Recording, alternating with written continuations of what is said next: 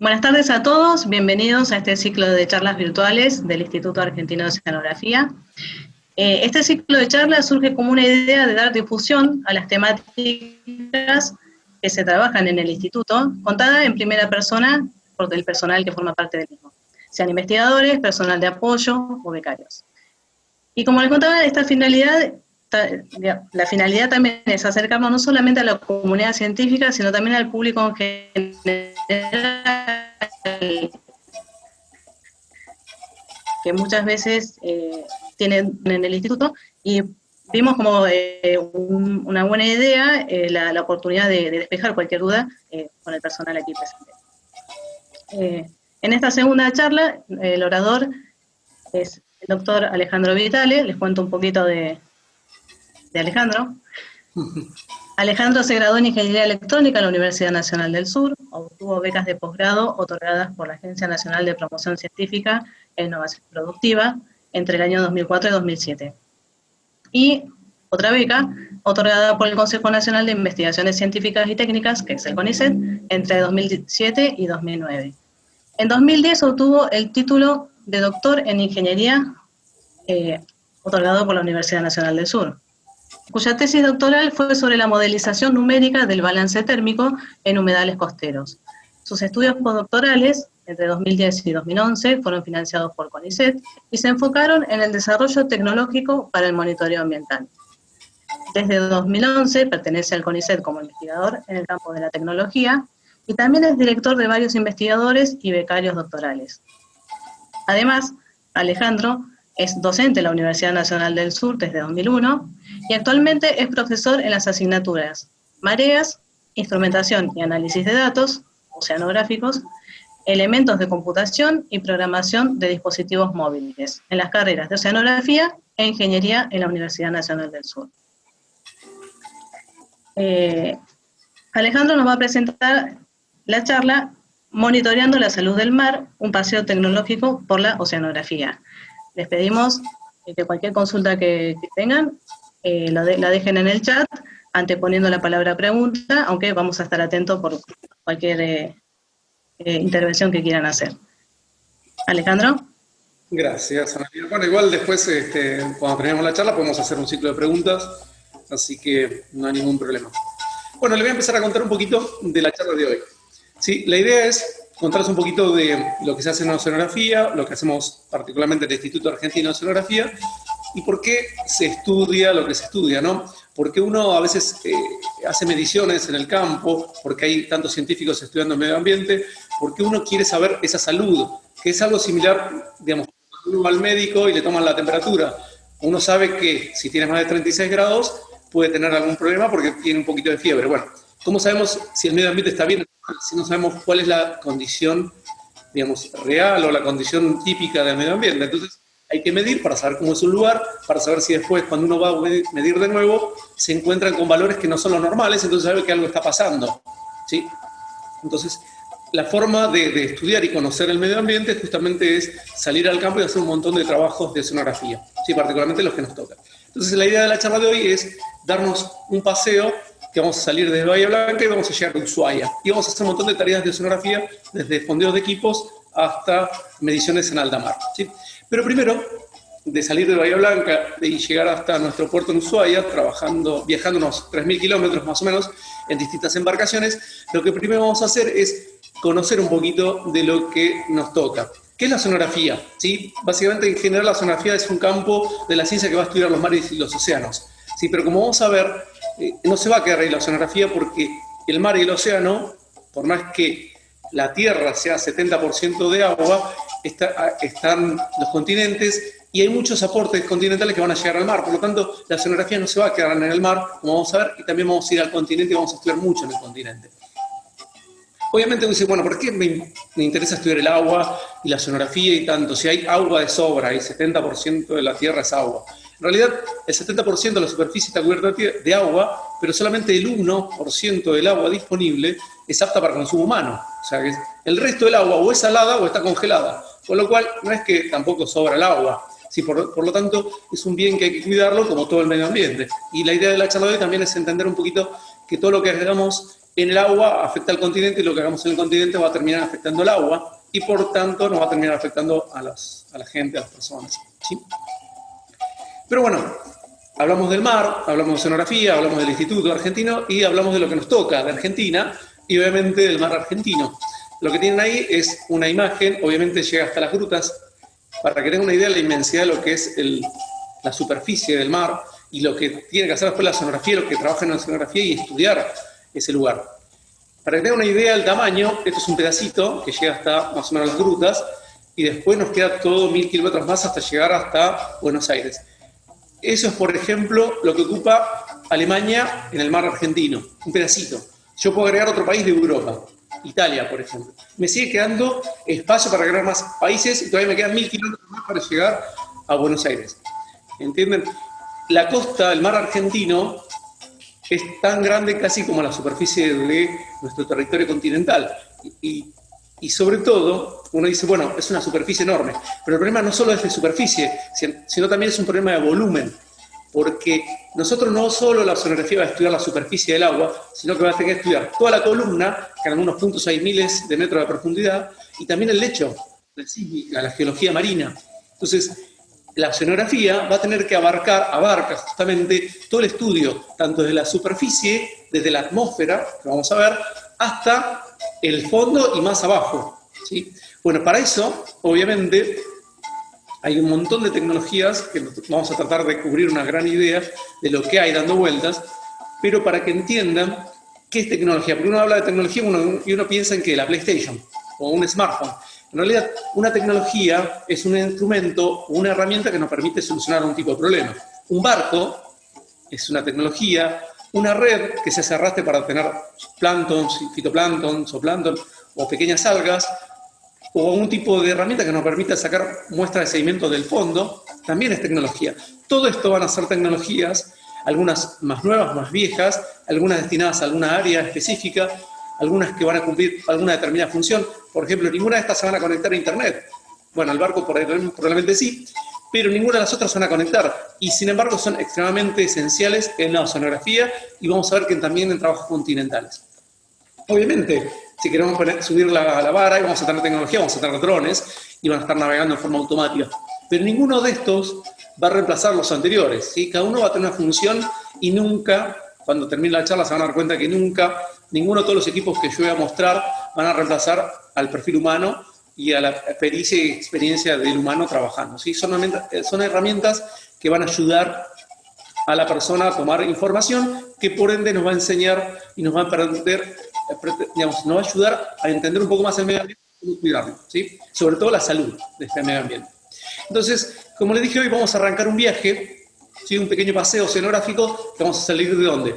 Del puerto más cercano que tenemos en Bahía Blanca, que es Guaite. Entonces vamos a ir a Guaite y lo primero que vamos a hacer en Guaite es, como trabajo oceanográfico, en este viaje que vamos a hacer muchas cosas, lo primero que hacer vamos a fondear una boya, ¿sí? La idea es que en la oceanografía, digamos, como les dije hoy, para entender el medio ambiente, como vemos, el agua, el medio ambiente, es un ambiente súper complejo que no solamente, no solo un equipo me va a resolver todos los problemas, sino se necesitan infinidad de tecnologías y elementos para poder estudiarlo, ni siquiera en una pequeña parte, una pequeña porción. Entonces, lo primero que vamos a hacer es, vamos a fondear un equipo, una pequeña boya que estamos viendo en pantalla, que nos va a permitir empezar a obtener algunos parámetros esenciales en oceanografía, que van a ser básicamente la salinidad del agua, que es, por ejemplo, como lo ven los sensores atachados, agarrados a la boya, ¿sí? Que es un elemento que queda flotando en el agua y con ese muerto que vimos hoy va a quedar fondeada. ¿Qué significa fondeado en la jerga? Es básicamente que queda de una forma adherida,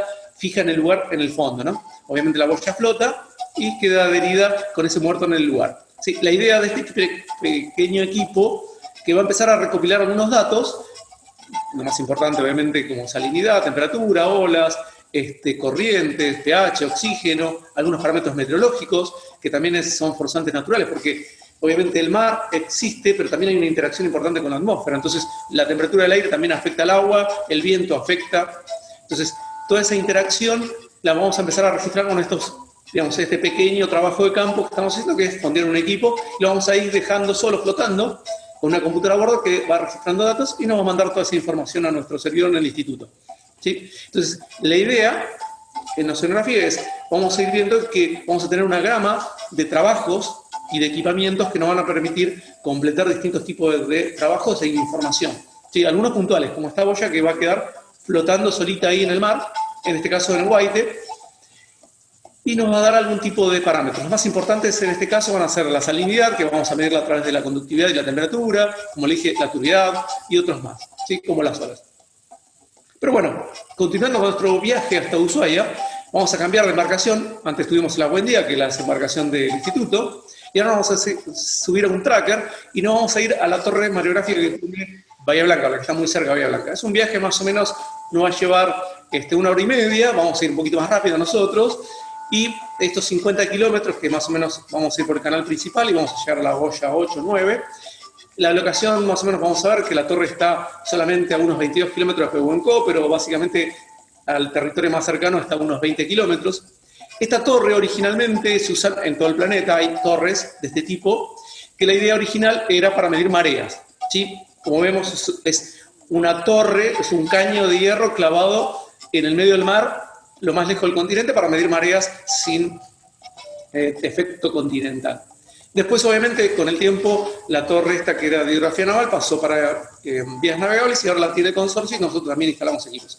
Entonces, en este viaje oceanográfico, lo que vamos a hacer ahora es hacer un relevamiento de los equipos que hay a bordo. Pero antes, yo le dije la marea, y la torre originalmente era para medir marea. ¿Qué es marea?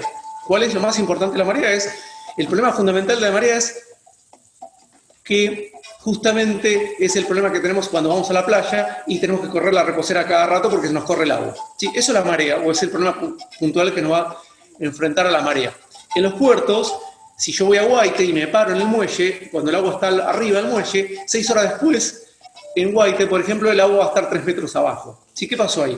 La marea, que es justamente el movimiento de la superficie del agua, básicamente por las fuerzas gravitacionales del Sol y la Luna, lo que hace es que en Argentina, por ejemplo, en la zona de Bahía Blanca, tengamos un cambio 2 veces por día. O sea, básicamente, como vemos en la imagen, el agua retrocede y después vuelve a subir 2 veces por día, ¿sí? Originalmente es uno de los parámetros importantes y es lo primero que se empezó a medir en la oceanografía. En esta torre, que está ubicada acá en nuestro pequeño viaje, a unos 22 kilómetros en línea recta con Pehuenco, ¿sí? La torre originalmente ahora tiene un montón de equipamientos, tanto el consorcio como también nuestro, que nos permite medir algunos parámetros meteorológicos, y en el centro de la torre hay un caño que baja 20 y pico metros hasta la mitad de la columna de agua. Entonces nos permite poner sensores que tenemos como por ejemplo en la boya, salinidad, temperatura, material en suspensión, y también están midiendo olas y otros parámetros. También yo hoy estoy hablando, por ejemplo, venía hablando de oceanografía, de medir en el agua, pero ¿qué pasa sobre la superficie del agua? ¿Qué pasa lo que emite? ¿Qué pasa desde el espacio? Bueno, la oceanografía también abarca eso. Ahí hay una parte de óptica, de bióptica, que se encarga de usar imágenes satelitales para medir lo que pasa en la superficie del agua. Pero para medir y para usar esas imágenes, la NASA, por ejemplo, que usa este equipo que está instalado en la torre, esto es un equipo de la Aeronet, que es el segundo equipo que hay en el hemisferio sur de la NASA, que lo que hace es, cada tanto es un robotito que apunta al sol, mide los parámetros de la luz que viene del sol y después cambia, apunta al agua y mide lo que emite el agua. ¿Por qué? Porque por más que uno tenga un satélite en órbita entre la superficie, entre el satélite y el agua, la superficie del agua está la atmósfera, que hay aerosoles y un montón de cosas en la atmósfera que distorsionan esa información que llega al satélite. Entonces, la NASA, como la CONAE, usan este tipo de espectroradiómetros para corregir y ver qué es lo que hay en la atmósfera para poder corregir esas imágenes. Entonces, la oceanografía no solo es medir en el agua, sino también medir lo que el agua emite. Pero obviamente, en este viaje no nos sirve tener una boya flotando en un puerto o una torre, hay que hacer más todavía. Entonces, vamos a cambiar de embarcación, vamos a subir a esta embarcación oceanográfica de Argentina, una de las tantas que hay. Es un motovelero hermoso y nos vamos a cambiar y vamos a empezar a navegar al medio del Atlántico. ¿Por qué? Porque no nos sirve quedarnos en un lugar. Tenemos que, como vimos, el mar argentino es muy grande y hay que cubrir esa extensión navegando. Obviamente hasta acá van a decir, bueno, qué linda es la oceanografía, velero, mar, sol, hermoso. ¿Dónde estudio oceanografía? ¿Dónde me anoto? Bueno, se pueden anotar en la Universidad del Sur, que es la única en Argentina que tiene la carrera de oceanografía con las 4 disciplinas, que es química, física, biología y geología. Entonces van a poder disfrutar de hermosos días soleados en el mar, pero claro que la escenografía no es todo paseo, sino que es mucho trabajo. O sea, arriba de la embarcación, cuando va navegando, como les dije, no sirve un dato puntual en un lugar, sino hay que cubrir muchas extensiones. Entonces, a medida que la embarcación va navegando, ¿sí? Vamos navegando hasta Ushuaia, que nos faltaría unos 2.000 kilómetros todavía para llegar, la gente va trabajando, la embarcación tiene bombas que va sacando muestras de agua y esa agua se va filtrando, se va trabajando a bordo, se va mostrando con equipos similares a lo de la torre, con sensores de salinidad, miren clorofila, con lo mismo que está en la boya, pero moviéndose en movimiento. Entonces, a lo largo de un recorrido yo obtengo un montón de información. Y un montón de agua, muestras de agua que no se pueden procesar a bordo por razones obvias de espacio, se fijan, se guardan y se devuelven cuando después en tierra, se procesan en el instituto o en otros institutos. ¿Sí? Este es un trabajo típico de oceanografía, que es la embarcación sale, se navega y se va muestreando. ¿Sí? Pero tampoco sirve, yo les dije hoy que tampoco sirve mostrar en un lugar, tampoco sirve mostrar a lo largo de una gran transecta si no tenemos otro tipo de parámetros. Entonces, cada tanto la embarcación para, por ejemplo, ahora paramos cerca de Río Negro, y lo que vamos a hacer ahora es tomar otro tipo de muestreos, ¿sí? Porque no solo la embarcación, digamos, no solo uno en el trayecto puede muestrear un montón de cosas, también lo que vamos a necesitar es tomar otro tipo de muestras, por ejemplo, con una draga sacar muestras de fondos, o con las redes hacer algún tipo de muestreo de arrastre, como vimos la red original, que también era fundamental en biología y en otros aspectos. Y sobre todo, yo hoy les dije que era un problema de volumen, en donde la columna de agua, por lo menos la podemos estudiar desde el satélite, la podemos estudiar con una boya, la podemos estudiar de una torre, podemos hacer arrastre en la superficie, pero siempre me va a faltar algo. ¿Se acuerdan que es un volumen? Yo hoy hablé que hay profundidad de 1000 metros. Entonces, ¿qué pasa en la columna de agua? ¿Qué pasa en el fondo? Bueno, en el fondo podemos tirar esa draga que vemos ahí amarilla. Podemos pasar la red. Pero ¿qué pasa en el medio de la columna de agua? Bueno, también mientras uno hace las estaciones, que es lo que se llama cuando uno para con la embarcación, se detiene y queda derivando la embarcación, empieza a hacer este tipo de trabajos, se hacen este tipo de perfiles con CTD, con este equipo, por ejemplo, que están sacando mientras otra parte de la tripulación está haciendo muestreos con las redes y gente está abajo, trabajando bajo cubierta, se hacen estos perfiles con CTD, que básicamente es bajar un equipo que básicamente lo que hace es registrar varias veces por segundo, o sea, varias veces por metro, información de parámetros físicos, químicos y biológicos, ¿sí? Que son fundamentales. Originalmente se llamaba CTD, ¿por qué? Porque originalmente se medía la conductividad de temperatura y la profundidad, obviamente, ¿por qué? Uno quiere ver un perfil, o sea, la columna de agua es un problema en 3D, entonces uno tiene que desplazarse y entender y obtener información en toda la columna.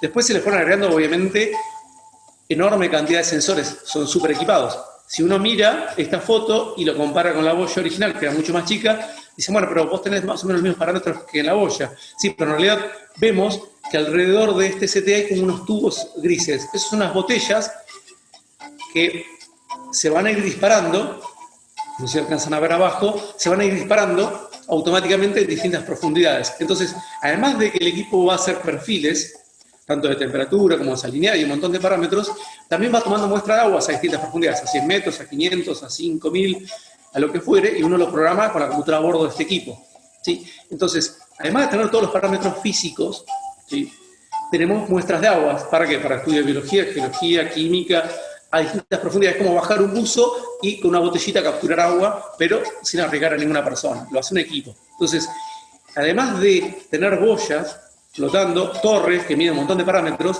y hacer transectas, buques, también se hacen este tipo de estaciones y se hacen estos perfiles donde tomamos todos los parámetros físicos, químicos y biológicos que se puedan. Y obviamente, depende del equipamiento que hay a bordo, tiene este tipo de boyas, que a veces hay, este tipo de botellas, que a veces son desde 24, 6 botellas, en este caso hay unas 24 o un poco más. Entonces, mientras la tripulación encubierta empieza a vaciar las botellas, yo les cuento un poquito de la historia de las mareas y los primeros equipos se empezaron a medir. Originalmente, en 1830 se empezaron a medir las mareas anotando en una tablita, porque obviamente en Inglaterra se dan cuenta que el agua se iba y cada tanto volvía y después se iba. Y era complicado para navegar, porque a veces los barcos quedaban encallados.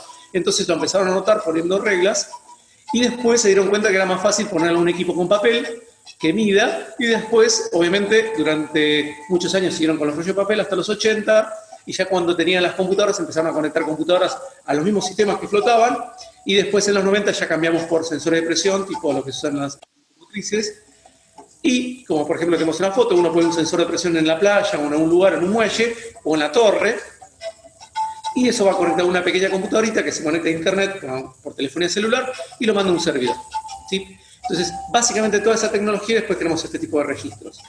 Yo hoy les estaba hablando de oceanografía y les conté un poco del medio ambiente y les decía que en realidad no es una caja estanca la oceanografía. O sea, yo tengo el mar, los ríos, los lagos y son como cajitas estancas. No. Esto es una foto, por ejemplo, tomada de Patagones. Yo estoy parado en Patagones y enfrente tenemos Vietnam. Es el muelle de Patagones, estamos a unos 25 kilómetros de la costa, donde ahora están vaciando en cubierta el CTD y sacando las botellas, mientras yo me apuro, así seguimos el viaje. Y lo que tenemos ahí es una estación similar a lo que tenemos en la boya o en la torre. Mide calidad de agua, salinidad, temperatura y también el nivel del agua. Pero si ven ahí el gráfico de nivel, van a ver que el nivel es errático. Si ven la escala, varía de 1 metro a 4 metros. O sea, básicamente, ese muelle que están viendo, en algún momento del día queda así, sin agua, y después, 6 horas después, queda casi al tope. Hay 4 metros de variación del río, o sea que el río está variando. ¿Cómo puede ser que el río, a 20 kilómetros de la costa, esté variando? Justamente porque la marea, en la punta del río, hace como una especie de indicamiento de 4 metros de paredón de agua, y el río se ve afectado y empieza, digamos, a indicarse, y después cambia otra vez y vuelve a liberar. O sea que básicamente que el río, ¿qué está viendo el río? El efecto de la marea a 30 kilómetros de distancia. Y obviamente esto es 4 metros de magnitud de rango cuando yo estoy a 30 kilómetros de la costa. Obviamente el efecto de la marea sigue mucho más al Río Negro, pero es una forma en que vayan entendiendo que el continente, todo lo que pasa en el continente termina en el río, todo lo que pasa en el río termina en el mar y viceversa. Con lo cual todo lo que hacemos y afectamos el medio ambiente termina, ¿sí?, afectando todo, porque está todo conectado a la naturaleza. La naturaleza no son cajas estancas, es un gran sistema que tardará en llegar, pero todo llega y todo es un ciclo, ¿sí? Entonces, bueno, mientras yo les contaba un poquito la historia de las mareas, la embarcación siguió, hicimos unos 1000 kilómetros más y ahora estamos más o menos a la altura de Santa Cruz. Entonces yo hoy le contaba que el 1% del agua disponible, más o menos, de lo que se estima, es apta para consumo humano. Por lo tanto, en oceanografía, no solamente en el instituto y en otros institutos, no solo se trabaja en el mar, en aguas saladas, ¿sí? También esa habilidad de trabajar en una columna de agua nos permite trabajar, por ejemplo, en aguas continentales, en ríos, en lagos, en diques, y estudiar qué le pasa. Por ejemplo, nosotros en el instituto tenemos una red, y dentro de esa red tenemos una red de estaciones a lo largo del río Santa Cruz. Arrancamos del lado argentino, de Calafate, con unas boyas, y vamos viendo calidad de agua y niveles de agua del río hasta llegar a la desembocadura, a donde más o menos estamos con la embarcación ahora, que son, básicamente cruzamos toda Argentina. ¿Qué pasa?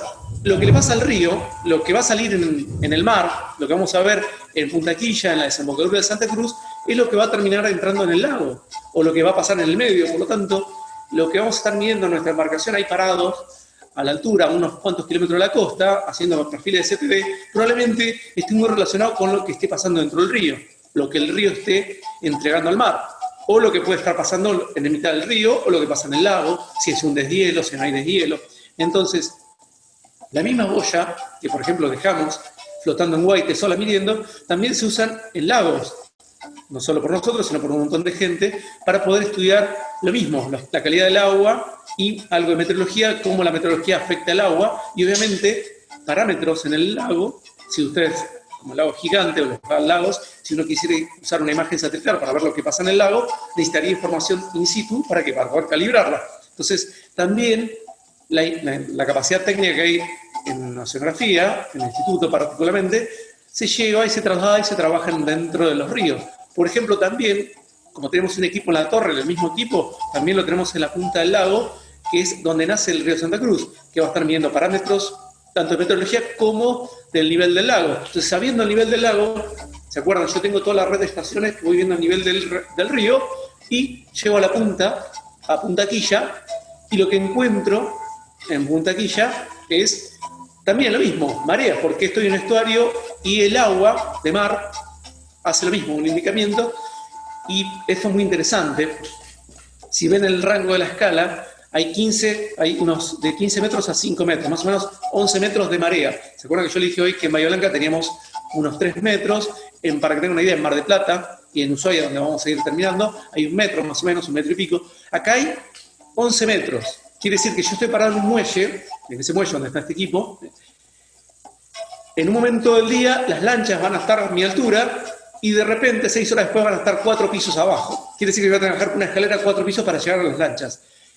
Eso implica que el río, este inmenso río, va a haber un paredón de 11 metros de agua. Obviamente hay una dinámica que afecta a todo el río y obviamente cuando baje esos 11 metros de agua y libere todo ese río va a ir al mar y lo vamos a ver con la embarcación que estamos haciendo a perfil ST. O sea que lo que quiero decir es que la naturaleza es una sola, entonces por eso cuando uno estudia, dice la salud, hay que estudiar todo, no sirve con saber lo que pasa en un río o lo que pasa en un lago, también hay que saber cómo es la temperatura, y cómo es los vientos, y qué es lo que pasa en el mar, porque todo es parte de ese gran medio ambiente que es la salud, que termina siendo todo lo que afecta al medio ambiente, nos termina afectando a nosotros, y viceversa, todo lo que hacemos nosotros, como humanos, como sociedad, termina afectando al medio ambiente. ¿Sí? Entonces, esto es un pequeño ejemplo de lo que está pasando y lo que se hace. Bueno, mientras yo les contaba, seguimos con otra embarcación, y nos estamos acercando al canal de Beagle para terminar en Ushuaia. Les cuento un poquito que el canal de Beagle es de algo maravilloso que une los 2 océanos, o sea, el Pacífico y el Atlántico, está unido por este canal, por este estrecho canal que se llama Canal de Beagle. Si no se saben, pero bueno, ¿por qué se llama Beagle? Porque hace casi 200 años una embarcación, Beagle, circunnavegó, eran unas primeras embarcaciones oceanográficas, algo parecido a lo que estamos haciendo ahora en motovelero, que venimos haciendo perfil ST y tomando muestra de agua mientras la tripulación trabaja. Yo les cuento que esta embarcación hizo algo parecido. Salió de Inglaterra y le llevó unos 5 años dar toda la vuelta al planeta y estaba un tal Darwin que después hizo un estudio importante. Pero lo importante es que ellos llegaron a Ushuaia por primera vez, lo que hoy es Ushuaia, ¿no? A la bahía, y lo hicieron con algo muy simple. Lo hicieron con una brújula o un compás, que si hoy, digamos, explicamos la mejor analogía de qué es un compás, es básicamente una aplicación que nos bajamos en nuestro celular que nos permite ver cuál es el norte. Sí, lo vamos a poder encontrar seguro en App Store o Google Play. Y esta aplicación apunta al norte usando el campo magnético de la Tierra. Pero el problema es que tanto esa brújula como nuestra aplicación en el celular no va a apuntar al norte en todos lados. Excepto en Argentina, en Bahía Blanca digo, que la declinación magnética es 0, que significa que el norte, el campo magnético apunta al norte, en otros lados no apunta al norte. Por ejemplo, Ushuaia, donde estamos entrando ahora en el canal de Beagle, está apuntando a unos 22 grados corrida, o sea que está apuntando a un noroeste. Quiere decir que nuestra brújula, a lo largo de nuestro trayecto desde Bahía Blanca hasta Ushuaia, va a ir cambiando y no va siempre a apuntar al norte. Y estas personas, cuando navegaban en el Beagle, tampoco le apuntaban al norte. Y la idea de navegar en esa época era mantener un rumbo por un determinado tiempo a una velocidad y después cada tanto tiempo, sabiendo el tiempo y la velocidad, cambiaban el rumbo y con eso te ibas orientando. ¿Cómo medían la velocidad? Bueno, simple, una tabla plana que la tiraban al agua y así ofrecía una resistencia y a medida que iban navegando la embarcación iban contando los nudos en una soga. ¿Sí? Obviamente los nudos eran brazadas de las personas, que no todos los marineros tenían los mismos brazos, y contaban con un relojito de arena, que obviamente la arena no era toda igual, y bueno, la brújula no apuntaba al norte, pero bueno, la historia es que los tipos se organizaron y de alguna forma dieron toda la vuelta, navegaron en el Beagle, y ahora el canal de Beagle se llama justamente Beagle. Pero bueno, ellos tenían sus problemas, el norte no apuntaba al norte, la velocidad no era siempre la misma, y nosotros obviamente tenemos problemas, a veces no tenemos wifi, el Bluetooth se corta, los drones se quedan sin baterías, pero lo importante es que los trabajos de oceanografía, el concepto siempre fue el mismo, es una persona que usa algún tipo de equipamiento para poder estudiar el medio ambiente y que esa persona, esa experiencia es invaluable porque por más que uno pueda utilizar este tipo de ROV, este tipo de vehículos subacuáticos, como por ejemplo los que buscaron a Lara San Juan, o lanchas que navegan solas, o aviones, este es un dron que tiene la universidad, por ejemplo, son equipos que lo que hacen es, digamos, ayudar a generar más información, ¿sí? Sobre todo, la idea de los equipos automáticos hoy es, como el día de hoy que está lloviendo, es cuando hay tormentas, uno puede dejar un equipo midiendo y no arriesgar a una persona. Nadie va a estar hoy en la torre mareográfica midiendo la velocidad del viento. Para eso está una estación que se va a soportar las tormentas. De hecho, hay equipos y drones que en los últimos tornados y huracanes los han mandado al medio del huracán. Total, el dron si se pierde, pero la información no se pierde porque se transmite. Entonces, nunca se arriesga una persona. La idea de la tecnología y evolucionar desde lo que hacía en el Beagle, con una brújula y un compás, y con los pequeños, digamos, perfiles que harían con sus parámetros para medir datos oceanográficos, como vimos recién en otras campañas que hacemos ahora, es lo mismo. La idea es tratar de entender el medio ambiente, cómo funciona ese medio ambiente, como un médico estudia un cuerpo humano, un cardiólogo va y lo mide, hace un electrocardiograma y sabe que tuvo una arritmia cardíaca porque el electro le dio distinto. ¿Pero por qué sabe que le dio el distinto? Porque antes se hicieron muchos estudios y saben lo que es el ritmo normal de un corazón. Entonces, cuando ese ritmo se altera, comparado con el patrón, sabemos que algo está mal. Bueno, las mediciones, la tecnología es eso, es medir para entender cómo funciona el medio ambiente, qué lo puede afectar para prevenir y no afectarlo, y si algún parámetro está distinto, bueno, entender por qué ese parámetro cambió y qué hacer para ver si se puede solucionar. Obviamente, en el instituto tenemos un montón de equipos, algunos hemos desarrollado con los años.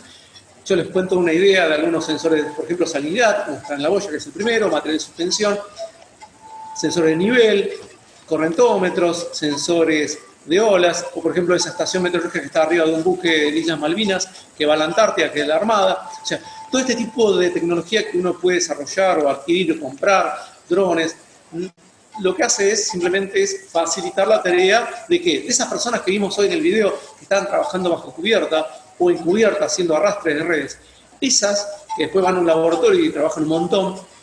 ¿Se acuerdan que yo les dije que la oceanografía era muy lindo? Estábamos arriba de un motovelero. Bueno, hay un montón de trabajo que utilizan toda esta información para entender lo que pasa, ¿sí? Obviamente toda esta información después nosotros, algunas de estas cosas las canalizamos en una red de estaciones que tenemos, que pueden entrar y verlas, que es público, ahí tienen el link, y después vamos a agarrar el link en el chat. Pueden ver gráficos de los últimos días, ver cuánto llovió, por ejemplo, como hoy, la temperatura actual que hoy tenemos en la zona, en toda Argentina. Pero lo más importante es que, bueno, que esa información le sirve a la gente, a los científicos, para entender el medio ambiente y para cuidarlo, ¿sí? Nos sirve a todos para saber dónde estamos y a dónde vamos. Bueno, yo hasta acá yo les doy la bienvenida a Ushuaia, donde tenemos otra boya similar, ahí tienen Ushuaia de fondo, que también está midiendo parámetros similares, y yo me quedo en Ushuaia, paseando y disfrutando de este lugar maravilloso, como tiene Argentina, tantos lugares, y Analía Serra se va a encargar de responder todas las preguntas que tengan. A lo sumo, bueno, me preguntan algo más, pero creo que Analía lo puede responder perfecto conmigo. No sé si quieren agregar algo. Espero que les haya servido este paseo que hicimos de 3.000 kilómetros y de mostrarles un poco lo que es la oceanografía. Obviamente, yo no puedo ni describir el 1% de lo que hay en tecnología, ni en oceanografía, ni en ninguna de las ramas, tanto de biología, química, física y de todas las que hay. Es un simple, súper escueto pantallazo de lo que se hace y de lo que se cubre en la oceanografía y lo que se trabaja en este instituto y en todos los institutos, y el esfuerzo enorme que se hace para trabajar de todas las instituciones para salir al campo, desde cuidar equipos y tener. ¿Sí? ¿Todo para qué? Para entender cómo funciona el medio ambiente y cómo cuidarlo, ¿sí? Acuérdense que el 1% del agua del planeta es solamente apta. El resto no se puede tomar, o sea, hay que desalinizarla. Por ejemplo, imagínense, para que tengan una idea, y cierro con esto, si ustedes van al supermercado, ven lo que vale una botella de agua mineral. Bueno, esa agua mineral prácticamente no tiene ningún tratamiento. Es agua que sale de un surgente, se filtra y nada más. Imagínense el costo que tendría el agua, esa botella, si hay que poner una planta para desalinizarla, ¿sí? Como en otros lados del planeta que no tienen agua. Por eso es lo importante cuidar el medio ambiente. Eso y otras cosas, ¿no? Bueno, ¿alguna duda hasta acá? No, hasta ahora no han hecho consultas. Ni bien hagan alguna, ¿querés que te la comente, Ale? Dale, si la tenés en el chat. Dale. Lo que sí, ni bien puedas, por favor compartirnos de nuevo los links, porque dale, ahí voy a no permite Voy al chat. Dale. Igual creo que lo tienen ustedes, de última, si no lo copiamos en un ratito. Bien. Yo dejo de compartir un cachito, así voy al chat. Mira, mientras te hago una consulta acá, se han colocado boyas desde Bahía hacia el norte. Consulta acá. Hay una en Mar del Plata, que todavía no está instalada, que se podría instalar, pero no. Lo igual lo que hay siempre está en INEDEP, que tiene equipos costeros, como torres, así que hay información de distintos parámetros. Obviamente Hidrografía Naval tiene mareógrafos por toda la costa, que están conectados también a la red de la NOAA, que es de Estados Unidos, que también se puede ver la información, o sea que hay información en toda la costa de algunos parámetros. Actualmente se está, digamos, apostando más a lo que es la calidad de agua, es decir, no medir solo la marea o la temperatura, sino medir otros parámetros como el pH, el material de suspensión, el oxígeno, clorofila, que son fundamentales para la biología, porque obviamente afectan la calidad del agua, tanto para los humanos como para, obviamente, las especies que viven en el agua. Entonces, es importante, ¿no? Entonces, la respuesta es, no solamente son boyas, sino que vos podés tener, como vimos en las imágenes, podés tener los mismos sensores en un perfil de CTD. Obviamente, cuando salen los buques, como el Q6 que vimos recién, el motovelero, que no mencioné el nombre, sale de Buenos Aires. Entonces viene haciendo perfiles y viene haciendo, generalmente las campañas oceanográficas en Argentina se hacen desde primavera hasta marzo. De hecho, la campaña antártica creo que empieza en diciembre y cierra en marzo, ¿sí? Porque es cuando hay deshielo, entonces puede circular más seguro. Pero bueno, como viste la embarcación, el video que es de López, Celeste López, que nos facilitó. Sí, bueno, sí, creo que te reconocí. Campañas, estaciones se hacen todos los años y hay información de toda la costa, ¿sí?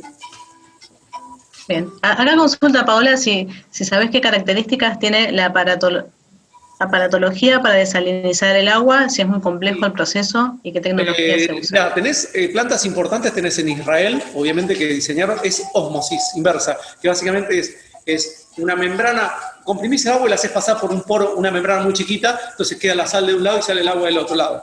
Pero básicamente, para que te des una idea, una planta para una ciudad, en California hay otra que están experimentando, pero para que te des una idea, en energía eléctrica debe consumir una ciudad chiquita, ¿sí? Con lo cual el costo no es simple. Pero bueno, cuando vos no tenés otra cosa, es lo que hay.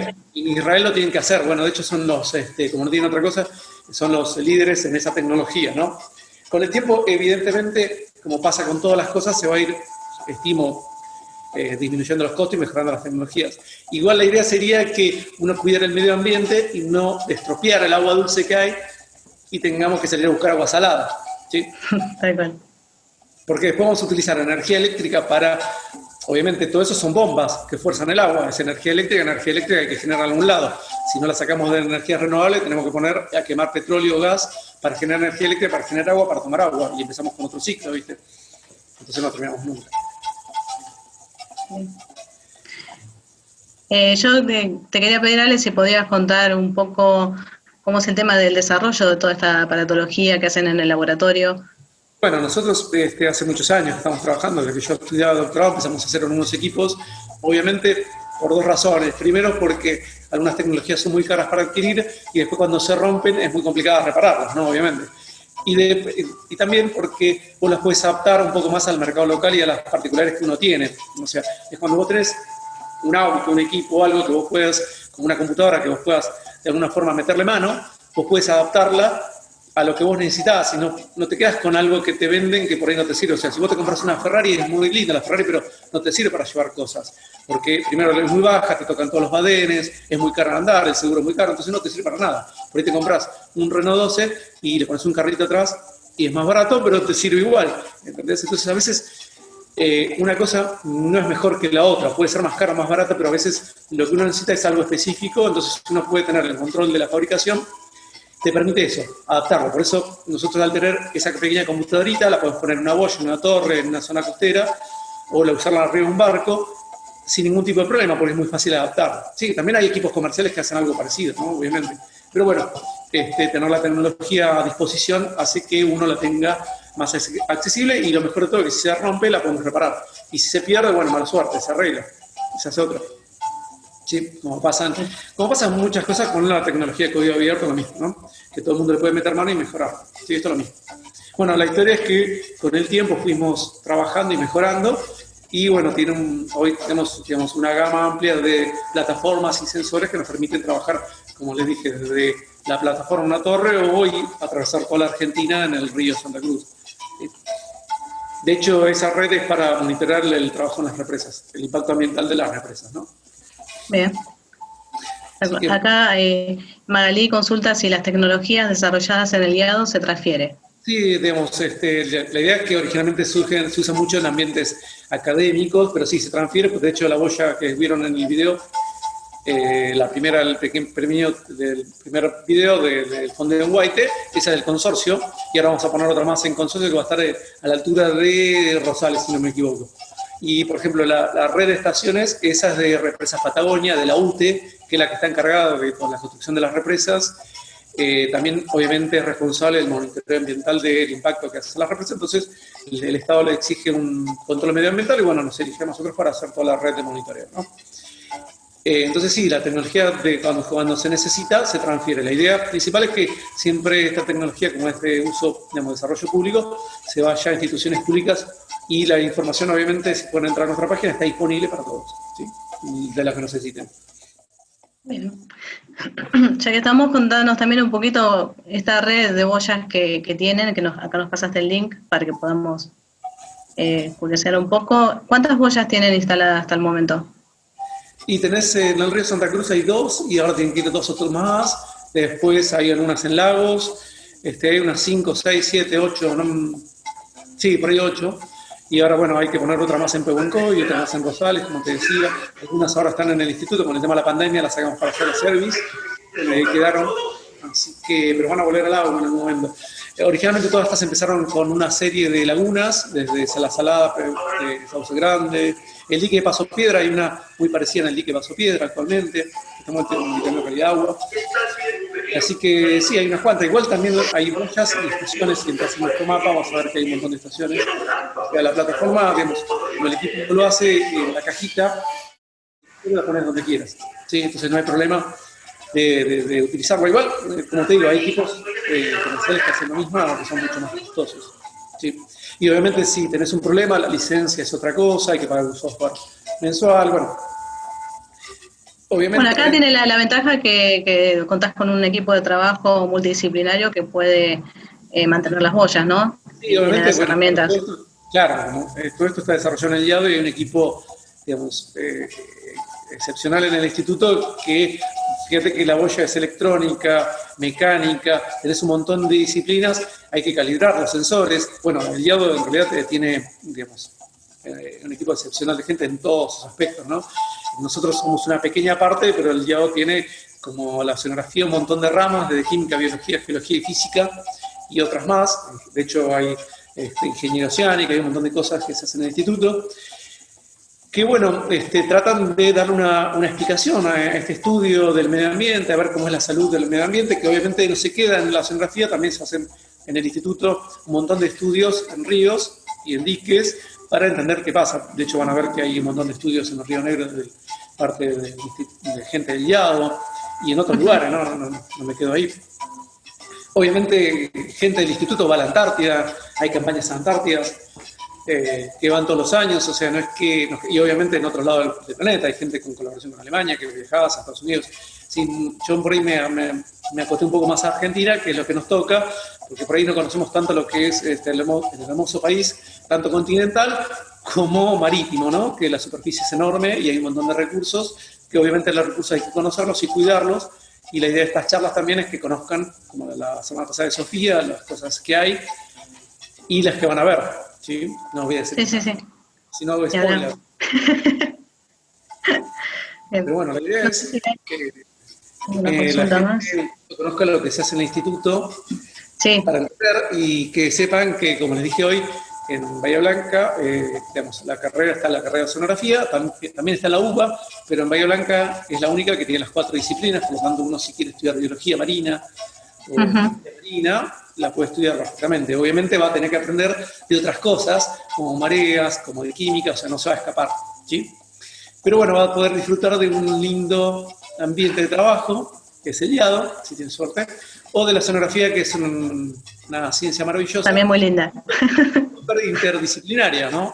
Como vieron, la gente que está trabajando bajo cubierta está trabajando con equipamientos que necesitan saber desde cómo funciona el equipo, cómo funciona la bomba, cómo hacer un arrastre. Obviamente yo no mencioné que hay sonares, equipos que miden corrientes, equipos acústicos, sísmica, y puedo estar horas hablando de todos los equipos que hay, ¿sí?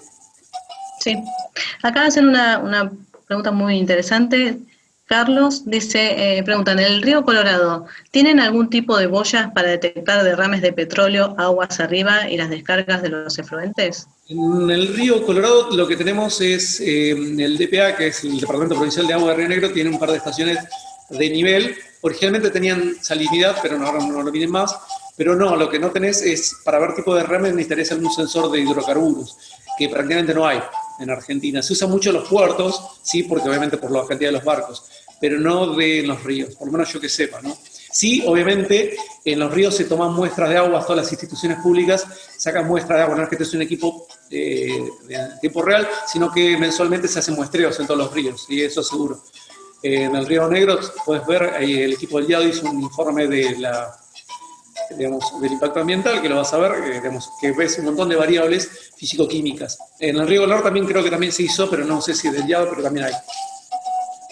Pero lo que tenés en el río Colorado son estaciones de nivel. También está la IAC, si entras a la página de la IAC, que es la Autoridad Interjurisdiccional del Río Limay o algo así, IAC, tiene un montón de estaciones y puede ver en tiempo real meteorología y niveles de agua de todo el río y toda la cuenca del Río Negro, ¿no? Si te interesa. Muchas gracias. Información hay disponible, un poco dispersa en Argentina, pero se está acomodando, entonces tenés un poco de meteorología, un poco de nivel, un poco de esto. Calidad de agua, digamos, es incipiente, se está empezando a medir, pero básicamente, ¿qué pasa? Vos en los ríos, digamos, los ríos originalmente se usan no para río o para consumo, entonces lo que te interesa es el caudal. Entonces lo primero que se medía es caudal, o sea, nivel del agua, con un aforo sacás una curva HQ, que básicamente es caudal nivel, entonces vos sabiendo el nivel tenés el caudal. Y eso es básicamente lo que se mide con reglas, después con equipos. Y ahora nosotros, por ejemplo, es muy nuevo, muy incipiente que vos midas, por ejemplo, temperatura. Vos ahora, nosotros tenemos la primera serie anual en tiempo real de la temperatura del río Santa Cruz, desde el lado argentino hasta la desembocadura. O sea que es nuevo, pero supongo que con el tiempo ahora todas las instituciones públicas van a empezar a ir agregando equipos para, además de medir nivel, vas a medir otros parámetros, ¿no? Tengo entendido que, por ejemplo, estamos viendo hacer algo también parecido en el río Senguer, así que yo creo que todas las instituciones a pocos van a ir acoplándose y van a ir tratando de medir más la calidad de agua, o sea, la salud de esa agua, y no tanto el nivel, si hay mucha o poca, porque no te sirve si hay mucha si es mala, ¿sí? Claro, tal cual. Y quería traer un poco a colación lo que dijo Sofi el otro día, que quizás los cuerpos de agua como los ríos o las lagunas, que están más accesibles para la gente, para las instituciones, para los científicos, estén un poco más estudiadas. Pero qué importante que es esto, el tema de las boyas en aguas abiertas, para tener mediciones que de otra forma serían muy costosas de adquirir. Sí, por ahí no mencioné, pero imagínate que, yo no, digamos, la embarcación, o sea, el viaje son como 1 millón de pesos de combustible de gasoil, solamente la embarcación del motovelero para moverte en ese viajecito que hicimos de Guaite a Bahía Blanca, a Ushuaia, solamente gastás 1 millón y pico de pesos en gasoil. Sí, imagínate la comida, esto, ni hablar que los equipos, por ejemplo, el CTD, yo por ahí no lo mencioné, pero el CTD vale arriba de $100.000, ¿sí? Con todas las botellas alrededor, el equipo completo, ¿sí? Si se pierde, bueno, es un caos porque sale un montón de dinero para el Estado argentino, ¿sí? Entonces es muy difícil mantener eso y el Estado hace un montón de esfuerzo para mantener instituciones públicas como universidades, ¿no? Para formar a los profesionales. Entonces está bueno cuidar, porque por otro lado, que uno, por más que uno haga un esfuerzo enorme en estudiarlo, no te sirve nada estudiar y darte cuenta que está todo mal o está todo contaminado. Entonces también hay que cuidar, digamos, para poder, digamos, lo poquito que por ahí no está bien, ir corrigiéndolo de a poco. Y así un día, en un futuro utópico, las cosas estén en un balance, la humanidad, la sociedad esté en un balance, en equilibrio perfecto con la naturaleza y no la impacte, ¿sí? Como pasa ahora, obviamente. Sí. Sí, porque vos, por ejemplo, ya que preguntabas en el Río Colorado o en el Río Negro, o sea, llueve y muchas de las desembocaduras de todas las cloacas, ¿dónde va a terminar yendo cuando llueve? Al Río Negro. Entonces, cuando hay lluvia, toda la porquería que hay en la calle, las basuras, lo que es, va terminando el río, y el río, como vimos, termina en el agua del mar y termina siendo toda esa contaminación al mar. ¿Y qué hay en el mar? Es un montón de vida que es súper importante para nuestra vida, también nosotros en interacción como sociedad. Por ahí no lo mencioné, pero la costa, digamos, el mar, el Atlántico, el medio del Atlántico, es un desierto, no hay prácticamente vida, hay una vida muy, digamos, primitiva. La mayor cantidad de vida es la zona costera donde tiene el aporte de nutrientes, donde hay comida, entonces toda la biología está cerca. O sea, básicamente la costa argentina, en biología, ¿sí?, ya sea en algas o en peces, es como una selva, es hiper rica. A medida que te alejas, si recordamos el mapa, que llegamos a profundidades extremas, ya ahí la vida deja de ser tan abundante y pasa a ser otro tipo de vida, ¿sí? Pero toda la vida está ahí, quiere decir que está al lado del continente. Todo lo que nosotros le tiremos del continente al agua, ¿le sirve o lo estropea? Entonces, por eso hay que ser cuidadoso con todo, ¿no? La basura, contaminación, sustentabilidad y toda la historia. Claro. El agua. Acá consulta Paola, si se detectara derrame de petróleo o químicos, si podemos actuar de oficio. No sé si Ale podés contestarla. Yo sé que, por ejemplo, el consorcio que tiene la barcaza se hacen estudios constantemente de todo tipo de derrames. Y denuncias, supongo que sí, igual vos podés hacer denuncias de todos lados. Estimo que hay 900. Eso estaría bueno para consultarlo en la municipalidad, ¿no? Pero estimo que sí, que cualquier persona que no vea algo que esté bien lo puede llamar para llamar la atención. Como también cuando ves tirando basura donde no corresponde, o sea, por más que haya un derrame de petróleo, por ahí uno se preocupa, digamos, es importante obviamente, pero por ahí vos salís un poco y ves que hay basura por todos lados, y hay gente que tira la basura donde no corresponde, y esa basura se vuela, y esa bolsita vuela y se biodegrada donde no se tiene que biodegradar, y eso afecta. Y además, en una ciudad de 500.000 de habitantes y otras ciudades más grandes, el impacto es igual, ¿sí? Entonces a veces todo afecta, ¿sí? Entonces está bueno también de que también se denuncien todo, ¿viste? Porque hoy uno por ahí se focaliza en una fuente y el medio ambiente se ve afectado por un montón de cosas que hacemos, ¿sí? No solo por un derrame. Acá hay algunas intervenciones en el chat, ni hablar que cualquiera que quiera hacer un comentario lo puede hacer ahí en el chat. Nosotros lo que hacemos, lo que hacen los científicos en realidad es estudiar el medio ambiente y, por ejemplo, si ves, el día hace todo un monitoreo del estuario de Blanca para la municipalidad. Bueno, vos estás ahí, Ana, así que también lo puedes contar. Pero en realidad lo que haces, después la autoridad la tiene el Estado y distintas entidades del Estado que son, entre comillas, la policía. Lo que hacen los científicos es estudiar y decir, mira, ojo, lo que estamos viendo es esto. Fíjate, a ver qué pasa. O sea, a ver qué haces, hace algo. Entonces, eso es lo que puede llegar a ser.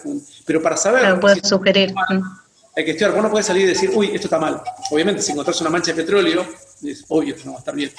Pero también vos podés tener, digamos, la calidad de agua de un río puede irse viendo degradada porque algún derrame en algún lado, por algún proceso natural incluso. Entonces, o por ejemplo una laguna también puede ir cambiando. Entonces, lo que hacen los científicos es estudiar el medio ambiente y hacer reportes y estudios constantemente para ir conociendo lo que pasa en distintos lugares. Y, digamos, obviamente después hay entidades que tienen que actuar. Acá Diana dice, gracias Ale, muy lindo el paseo por la tecnología actual. Obviamente, Carlos... Estás viendo el chat también. Sí, estaba leyendo lo que decía. Carlos, ¿qué quieres decir con eso? Sí, Carlos dice, eutrofización de lagunas y costas. No sé si querés que Ale comente algo al respecto. Aunque sí, también podríamos aprovechar a invitar a todo el personal del IADO que está presente a que dé una charla sobre estas inquietudes, porque está bueno. Obvio, yo lo que hago acá es, digamos, hacer un poco de ruido, así ahora despertamos y gracias a todos los que están trabajando en estos temas. Algún tal Andrés que anda por ahí. Claro. Está buenísimo este espacio porque no solamente podemos saber qué hace, digamos, el compañero que trabaja en el laboratorio de al lado, sino también poder acercarnos a estas inquietudes que muchas veces tiene, digamos, la sociedad en general y que de otra forma no podríamos enterarnos. Así que sí, todas las consultas son válidas. Sí, obvio, vos entendés que, digamos, desde el punto de vista de los científicos, no son policías ni tampoco salen a acusar a nadie, simplemente lo que hacen es estudiar un medio ambiente y informar, hacer publicaciones, y también es muy importante entender lo que está pasando, si es un proceso natural o no, en un lugar, y esa información después, obviamente las autoridades correspondientes tienen que saber qué hacer, ¿sí? Desde si es agua de un dique o si es un lugar como el estuario de Bahía Blanca, ¿sí? Un lugar recreacional. Sí, no. Claro, o como por ejemplo pasa con las represas, cuando están trabajando. O como pasó con el Maldonado en su momento, que Claro. se decidió, ¿no? que se llenaba con agua, digamos, de Napa. Carlos. Hay un Carlos que dice que en la lleva tienen un proyecto en donde evaluamos el proceso. ¿Qué Carlos? No, Carla. Carla Spetter, Carla. dice. Le comenta a Carlos que en el Carlos. Diado hay un proyecto en donde evaluamos el proceso de eutroficación de la zona marino-costera. Bueno, Carlos, la próxima charla de Carla Spetter. No, y lo que pasa es que también es interesante todos estos sensores que se pueden colocar en la boya, ¿viste? Uno no piensa que tiene tantas... Puedes utilizar sensores nuestros o también comerciales. Igual como te digo, también hay, digamos, no solo puede haber un equipo en tiempo real midiendo, sino seguramente va a haber alguien que está yendo todas las semanas o cada 15 días o una vez por mes en un protocolo de medición haciendo estudios, ¿sí? Como claro. ustedes haciendo estudios. O sea, generalmente vos todos los cuerpos de agua de alguna forma, sobre todo si tienen alguna relación humana, si es para el consumo o lo que fuere, están de alguna forma estudiados y regulados. La idea de la tecnología en estos últimos años es que en vez de tener, como le decía, un periodo de muestreo por ahí una vez por mes, una vez cada 15 días, una vez por semana, es tener un equipo que en tiempo real, como por ejemplo un día como hoy que es horrible, no vas a estar arriba de una embarcación midiendo porque es insegura. Entonces el equipo está midiendo por vos, entonces vos podés ver cómo una tormenta, un evento extremo, está afectando a ese cuerpo de agua, a ese río, esa ola, esa playa, ¿sí? O, por ejemplo, si hubo algún derrame y se fue, al otro día cuando fuiste ya no está, quedó registrado. ¿Entendés? Como cuando vos vas al cardiólogo y tenés un problema, te pones el equipo, te registra por 24 horas o 48 horas tu ritmo cardíaco y después lo mira el electro. Entonces, si sabes tuviste un problema, bueno, es lo mismo. Antes no se podía hacer eso, obviamente. Después la tecnología mejoró y ahora un cardiólogo puede dejarte un equipo, vos te vas a tu casa, tenés tu vida normal y después tiene que ver si vos en un momento estás teniendo algún tipo de anormalía cardíaca. Bueno, es lo mismo. La tecnología hoy apunta a que, digamos, como les dije hoy al principio, no va a superar nunca ni reemplazar al humano. Lo que hace es asistir a los científicos a tener más información que les permita explicar un montón de procesos. Por ejemplo, vos estudias la biología, ¿sí? Que en el IAO se hace un montón. Bueno, vos necesitas un montón de parámetros físicos, químicos, que están afectando a la biología, que a veces por ahí no lo puedes medir, y te das cuenta que pasó algo en la biología, ¿sí? O en la química, ¿por qué? Porque hubo una tormenta, hubo algo que la afectó, ¿sí? Entonces, por ejemplo, cuando vos tenés en el lago argentino, bueno, yo no lo mostré, pero cuando rompe el glaciar, el lago en 2 días sube varios metros y después eso aumenta todo el caudal en un río, ¿sí? Entonces, bueno, eso arrastra un montón de sedimento, cambia la turbidez, hace un montón de efectos. Entonces, si vos justo ese día medís, se sube y el río es returbio, pasa 2 días después, no hay más nada. Entonces, lo que hacen los equipos es tratar de darte mucha información cuando el humano no puede hacerlo. Sobre todo es más seguro, porque vos podés mandar un equipo o dejar un equipo que si viene una tormenta, un huracán se lo lleva, bueno, se lo lleva, listo. Pero una persona no va a estar en una embarcación midiendo en medio de un huracán, ¿sí? Y respecto de los contaminantes, que veo que hay bastante interés al respecto, ¿tenés idea de los costos de un sensor? Mira, hay hidrocarburos que son de Turner, que son una especie de fluorómetros, que andan a cerca de los $3.000, una cosa así. ¿Sí? Obviamente vos tenés para distintos hidrocarburos, porque cada distinto hidrocarburo tiene una... O sea, vos emitís una longitud de onda, es como una linterna. Vos lo emitís, iluminás al hidrocarburo en una longitud de onda y te refleja en otra. Entonces vos tenés distintas, digamos, hidrocarburos, tiene como una respuesta espectral distinta, entonces usás, los tipos ya lo tienen calibrado. Entonces vos podés elegir, depende del hidrocarburo que querés, medirlo, eso se usa mucho. Y acá en el estuario lo que hacen es, obviamente, hacer muestreo constantemente de contaminantes, ¿sí? Sí, que de hecho lo hace el instituto, el IAB, ¿no? Así que, y seguro que están muy bien. Bueno, no hay más consultas acá. Te agradecemos, Alejandro, por la disertación muy clara, toda. Cualquier consulta pueden comunicarse a la página de Facebook del IADO y a través de ella pueden tener contacto con, bueno, le podemos pasar los datos de cualquier investigador, cualquier línea que desee conocer, un poco más al detalle. Acá Carla Spetter se ofreció para dar una charla, ya está anotada. Muy bien, este ciclo no hay problema. Se da cada 15 días. Por lo pronto, la próxima charla va a ser problemática de la ostra del Pacífico en el estuario de Bahía Blanca por la investigadora Sandra Fiori. Les agradecemos a todos haber compartido con nosotros este espacio y nos vemos dentro de 15 días. Va a estar la información en la página de Facebook. Cualquier cosa le pueden dejar mi mail, así que nos escriben. Bien. Si tienen una duda o algo. También han pedido los links Ahí te los copio nuevo. que vos dejaste en su momento. También pueden comunicarse a la página y podemos enviarles. Los voy a copiar exactamente ahora, así que si no escriben un cachito en el chat por unos segunditos. Ahí está, ahí les dejo para que toda la gente lo pueda sacar. Genial. Fíjense, bueno, le agradecemos, no sé si se escucha la música de fondo, a Gustavo, que me armó el arreglo musical, que es también el que hace la página web de las estaciones. O sea, como ven, en el instituto tenemos de todo, desde biología hasta programación, ¿sí? Pasando por mecánicos, electrónicos, que son pocos, pero hay. Pero buenos, pocos, pero buenos. Bueno, muchas gracias, Alejandro. A vos, Ana. Bueno, nos vemos. Nos vemos entonces dentro de 15 días. Los esperamos.